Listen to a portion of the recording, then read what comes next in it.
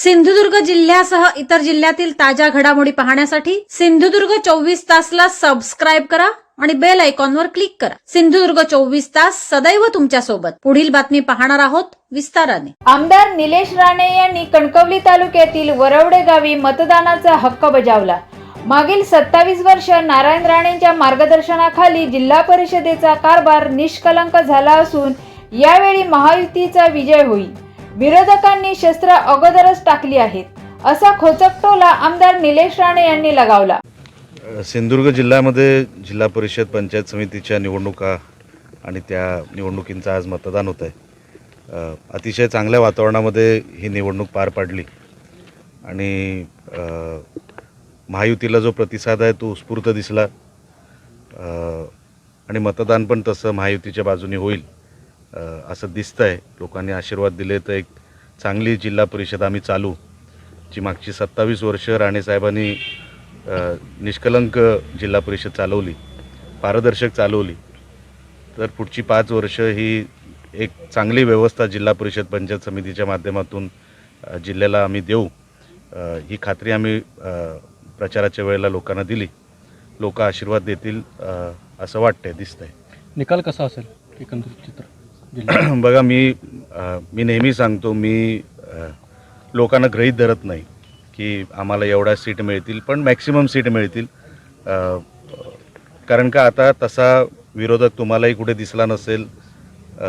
विरोधकांनी तसे शस्त्रच टाकलेले आहेत, कुठेही ते मैदानात दिसले नाहीत। ठीक आहे, अधूनमधून ते टीका करत होते पर्सनल लेवलवरच्या, पण कुठे काही लोकांना फायदा होईल अशा कुठल्या टिप्पण्या त्यांनी केलेल्या नाही। पण लोकांनाही लक्षात आलेलं आहे टीका करणाऱ्याला ते कधी सत्तेमध्ये बसवणार नाहीत आणि आम्हाला सेवा करायची संधी देतील। बंडखोरी मोठ्या प्रमाणात झाली होती, बंडखोरींना लोक थारा देतील का?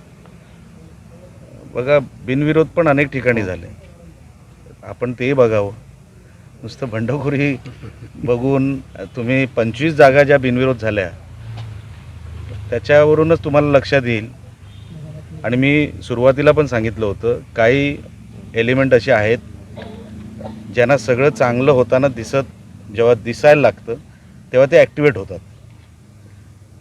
प्रत्येक पक्षामध्ये अशी लोक आहेत, आमच्याही पक्षामध्ये असतील, प्रत्येक पक्षामध्ये अशी लोक आहेत, म्हणून त्यांच्यावर जास्त काय आम्ही लक्ष देत नाही। ती न्यूसेन्स व्हॅल्यू आहे, उपद्रव मूल्य आहे। कुठेतरी आपण आहोत हाच फक्त दाखवण्याचा त्यांचा प्रयोग असतो, त्याच्या पलीकडे बंडखोरांना तसं स्थान कुठे मिळणार नाही।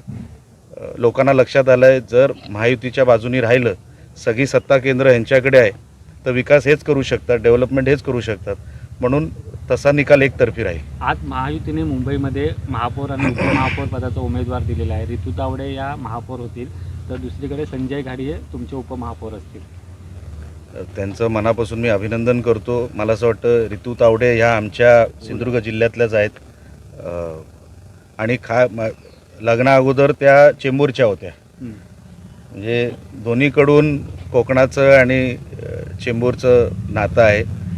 आमची एक बहीण तिकडे महापौर म्हणून बसली आहे, त्या गोष्टीचा आनंद आहे आणि मी त्यांचं जी काय काम करायची पद्धत इतक्या वर्षात बघितली, ते त्या पदाला न्याय देतील।